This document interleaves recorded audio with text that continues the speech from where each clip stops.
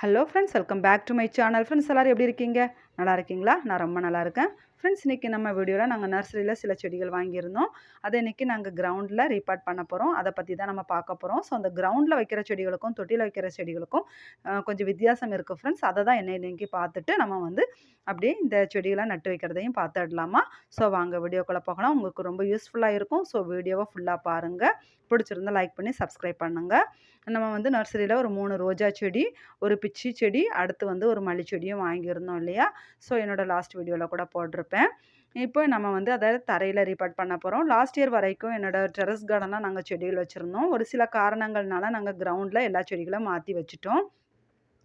So இப்போ புதுசாக வாங்குகிற செடிகள் எல்லாமே நாங்கள் கிரவுண்டில் வைக்கிறதாவே பிளான் பண்ணி இப்போ கிரவுண்டில் வச்சுட்ருக்கோம். ஸோ நம்ம நர்சரியில் வாங்கின உடனே செடியெல்லாம் வைக்கக்கூடாது. எப்போவுமே நீங்கள் தொட்டியில் வைக்கிறதாகட்டும், தரையில் வைக்கிறதாகட்டும், ஒரு 3-4 நாள் வரைக்கும் நம்ம கிளைமேட்டுக்கு அந்த செடிகள் பழகணும். ஸோ அதனால் ஒரு 3-4 நாள் வரைக்கும் நிழலில் வச்சுட்டு தண்ணீர் விட்டுட்டே வாங்க. அதுக்கப்புறமா நம்ம தொட்டிலையோ தரையிலையோ இந்த மாதிரி ரீபார்ட் பண்ணிக்கலாம். இந்த மாதிரி ரீபார்ட் பண்ணும்போது அந்த நர்சரியில் உள்ள மண்ணோடு அப்படி வச்சிடக்கூடாது. கொஞ்சம் மண்ணை உடச்சி விட்டுட்டு நம்ம வைக்கணும். ஏன்னா ரொம்ப ஹார்டாக இருக்கும்.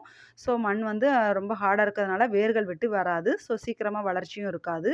அதனால நம்ம இந்த மாதிரி மண்ணை உடச்சி விடும்போது சீக்கிரமாக வேர் விட்டு வளர ஆரம்பிக்கும். என்கிட்ட இப்போதைக்கு உரங்கள் இல்லாததுனால நாங்கள் செடியை அப்படியே ரீபார்ட் பண்ணிட்டோம். உரங்கள் இருந்ததுன்னா நீங்கள் கிரவுண்ட்லேயோ நீங்கள் பாட்லேயோ வைக்கிறீங்கன்னா உரங்கள் சேர்த்துக்கோங்க.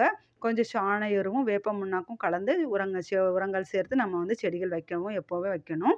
என்கிட்ட இப்போதைக்கு உரம் இல்லாததுனால அப்படியே நாங்கள் தரையில் வச்சு விட்டுட்டோம். ஸோ உரம் கிடச்சதுக்கப்புறமா நான் இதோட மேல் மண்ணை கிளறி விட்டு உரங்கள் சேர்த்துடுவேன். ஸோ நம்ம இந்த மாதிரி தான் வைக்கணும் ஃப்ரெண்ட்ஸ். இப்போ நம்ம தொட்டியில் உள்ள செடிகளுக்கும் தரையில் உள்ள செடிகளுக்கும் வித்தியாசம் பார்க்கலாம். லாஸ்ட் இயர் நான் என்னோடய கிரவுண்ட் கார்டனில் டெரஸ் கார்டனில் செடிகள் வச்சுருந்தேன் இல்லையா?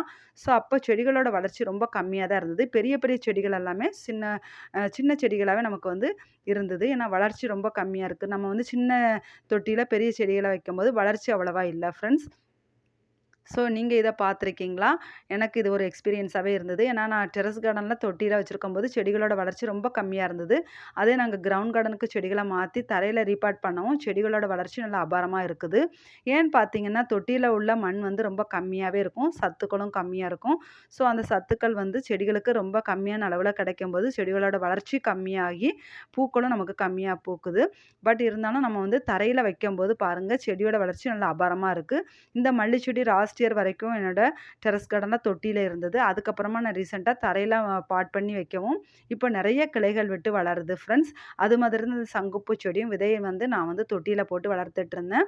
அப்புறமா தரையில் வச்சு விட்டோம் பாருங்கள் எவ்வளோ கொடிகள் போட்டு நிறைய பூக்கள் பூத்துருக்கு. ஸோ இதுதான் அந்த தரையில் உள்ள செடிகளுக்கும் தொட்டியில் உள்ள செடிகளுக்கும் உள்ள வித்தியாசம் ஃப்ரெண்ட்ஸ். நீங்கள் கிரவுண்ட் இருந்ததுன்னா கண்டிப்பாக இந்த மாதிரியான செடிகள் பெரிய பெரிய செடிகள் செம்பருத்தி, மல்லி, ரோஸ் இந்த மாதிரியான செடிகளை தரையில் வைக்கலாம். ரொம்ப ரொம்ப நல்ல வளர்ச்சி அபாரமாக இருக்கும். பாருங்கள் இந்த கருவேப்பிலையும் நான் ரீசெண்டாக தான் தரையில் ரீபார்ட் பண்ணி வச்சுருக்கோம். ஏன்னா தொட்டியில் வச்சுருக்க வரைக்கும் ரொம்ப சின்ன செடியாகவே இருக்குது. ஸோ இப்போ ரீசெண்டாக இந்த செவந்தி பூ செடியோட நாற்றுக்கள், அப்புறமா இந்த செம்பருத்தி பூச்செடியில் ஒயிட்டும் பிங்க்கும் தொட்டியில் இருந்தது. எல்லாமே நாங்கள் இப்போ தரைக்கு ரீபார்ட் பண்ணியாச்சு. இன்னும் இதோட வளர்ச்சி அபாரமாக இருக்கும்னு நம்பலாம் ஃப்ரெண்ட்ஸ். ஓகே, உங்களுக்கு வீடியோ பிடிச்சிருந்தா லைக் பண்ணி சப்ஸ்கிரைப் பண்ணிக்கோங்க. அடுத்து ஒரு நல்ல யூஸ்ஃபுல்லான கார்டன் வீடியோவில் சந்திக்கிறேன் ஃப்ரெண்ட்ஸ்.